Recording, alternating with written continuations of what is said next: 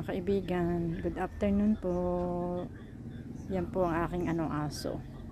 First time niya talagang nakalabas ng bahay. Naghahanap ng malamig kasi hindi ko siya napaliliguan kanina. Sabi ko biyernes. Yan, ay mapili talaga. Nakalabas ng bahay, tinalian ko na lamang habang natutulog.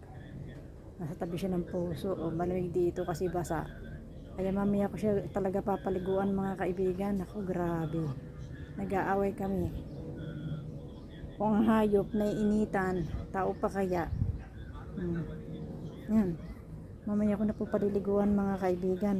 Sa puso yan, tinalian ko talaga. Yan ang aming puso. Ini talaga dito sa Pilipinas. Pero kulimlim po ngayon dito. Kulimlim.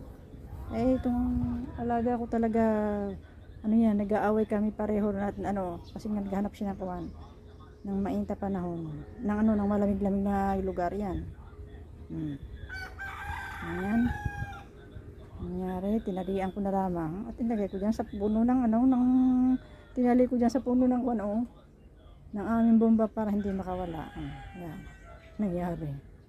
Kaya kung ang hayop ay iniinitan, tao pa kaya. Ito po yung dito sa Pilipinas yan. Ano pong sa inyo mga kaibigan?